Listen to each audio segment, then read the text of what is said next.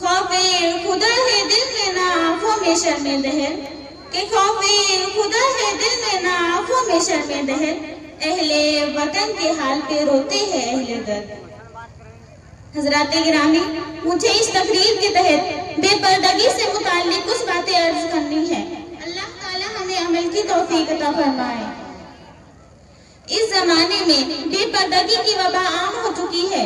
اسلام کو جتنا نقصان ہماری بے پردگی سے پہنچتا ہے اس کی تلافی ممکن نہیں ہے، کیونکہ تاریخ سے معلوم ہوتا ہے کہ جس قوم کے مذہبی تشخیص کو برباد کرنا ہو ان کی عورتوں کو بے پردہ کر دو، مذہبی تشخیص ختم ہو جائے گا۔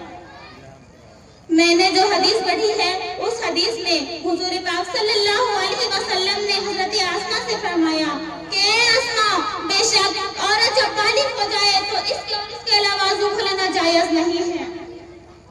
اور حضور پاک صلی اللہ علیہ وسلم نے اپنے چہرے اور ہتھیلیوں کی طرف اشارہ کیا۔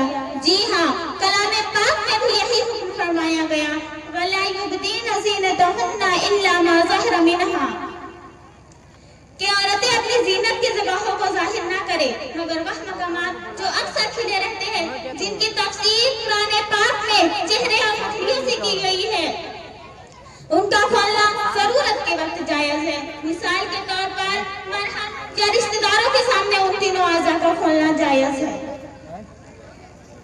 حضرات گرامی، پردے کے بارے میں اللہ تعالیٰ نے مرد و عورت دونوں پر پابندی لگائی ہے اور بڑی ہی احتیاط کا حکم فرمایا ہے۔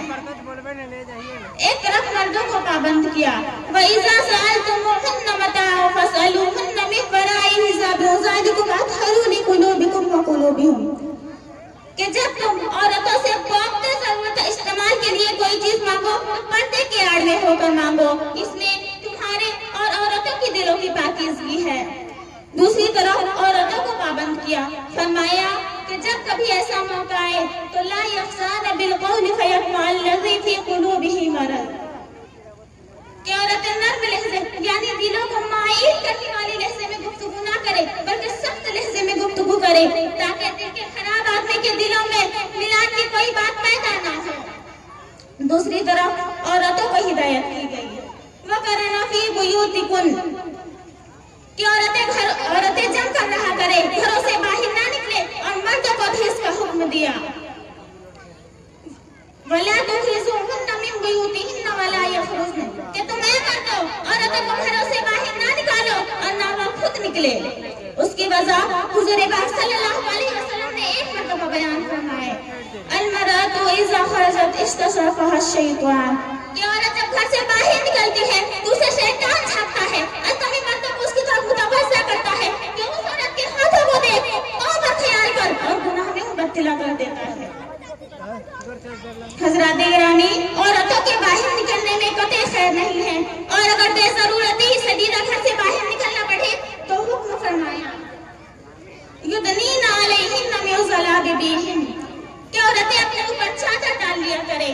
ایک حدیث میں آتا ہے جناب نبی کریم صلی اللہ علیہ وسلم سے ایک عورت نے سوال کیا کہ یا رسول اللہ صلی اللہ علیہ وسلم، اگر ہم میں سے کسی کے پاس چادر نہ ہو تو حکم فرمایا کہ اس کے ساتھ والے کو اپنی چادر اڑا دے۔ یہ حکم کیوں دیا؟ تاکہ عورتوں کے جسم کے ابھار اور زینت کی جگہوں میں سے کوئی بھی حصہ پر نظر نہ پڑے۔ اس طرح اڑھے کہ شریر پر سے لا کر سینے پر ڈال لے، اس طرح ہرگز نہ ہو کہ دوپٹہ یا چادر کا آنچل پیچھے کی طرف ڈال لیا جائے جس سے سینے کا ابھار نہ چھپ سکے بلکہ اس میں اور ابھار پیدا ہو جائے۔ یہ بے حیائی اور زمانہ جاہلیت کا طریقہ ہے۔ حضرات گرامی، ذرا سوچئے کہ ہم نے قرآن مجید کے ان حکموں پر کتنا عمل کیا اور کسی بھی طرح کی احتیاط کی ہے یا نہیں، تو نتیجہ یہی نکلے گا کہ ہم نے پوری زندگی بے نقاب سڑکوں میں آ کر اور گھروں میں رہ کر احکام خداوندی کی بغاوت کی ہے۔ جو عورت صرف دین کی پرورش کرتی تھی وہ آج گھروں میں رہ کر اور گھروں سے باہر نکل کر قرآن آیاتوں کا مذاق اڑا رہی ہے۔ جو شریعت صرف مرہم یا رشتہ داروں کے سامنے چہرہ کھولنے کی اجازت دیتی ہے، کیا وہ اس کی اجازت دے گی کہ وہ بازاروں میں جا کر غیروں سے بے حساب گفتگو کرے؟ ایک حدیث میں آتا ہے المرأة لعن اللہ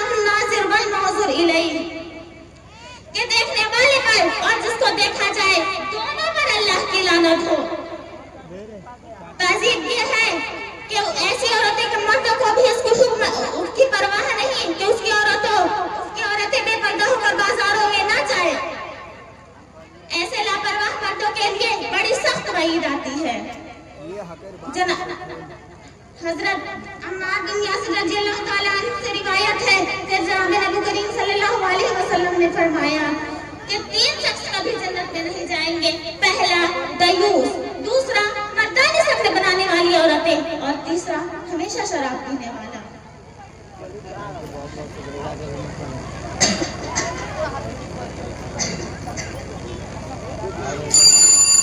وما علينا إلا البلاغ.